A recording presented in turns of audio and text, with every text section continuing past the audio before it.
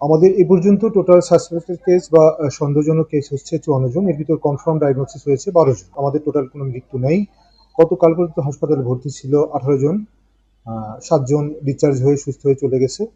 বাকিরা ভালো ভালো আছে, আশা করি সুস্থ হয়ে চলে যেতে পারবে। রোববার থেকে 6 মাস থেকে 10 বছর বয়সী সমস্ত শিশুদেরকে ভ্যাকসিনেশনের আওতায় আনা হবে। আমাদের রিজার্ভ আছে এ পর্যন্ত সিভিল সার্জন অফিসে 5700 ভায়াল, যার প্রতি ভায়ালে 5 জন করে পেশেন্টকে ভ্যাকসিনেশন করা যাবে। আর আমার একটা অনুরোধ, যে এটা নিয়ে প্যানিক হওয়ার কিছু নাই। আমাদের এ পর্যন্ত টোটাল ডেথ সারা বাংলাদেশে 13 জন। খুব বেশি না, ভয়ের কিছু নাই। চিকিৎসা করলে যেগুলো কমপ্লিকেটেড কেস, চিকিৎসা করলে আশা করি ভালো হয়ে যাবে। আর আমাদের অক্সিজেনের স্বল্পতা নাই। আইসোলেশন সেন্টার, আমাদের সদর হাসপাতাল আইসোলেশন সেন্টার আগামী 3 দিনের ভিতর ইনশাল্লাহ এস্টাবলিশড হয়ে যাবে।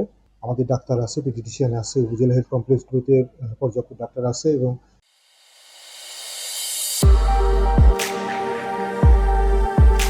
ভ্যাকসিনেশনের রিজার্ভ আছে।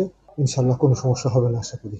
হয়ে গেলে সেক্ষেত্রে বাড়িতে প্রাথমিক চিকিৎসা করা যাবে। যেগুলো কমপ্লিকেটেড কেস, জ্বর কমছে না কিংবা কাশি রয়ে গেছে, বাচ্চা বেশি দুর্বল হয়ে গেছে, সেক্ষেত্রে হাসপাতালে নিয়ে আসাই সবার জন্য মঙ্গলজনক।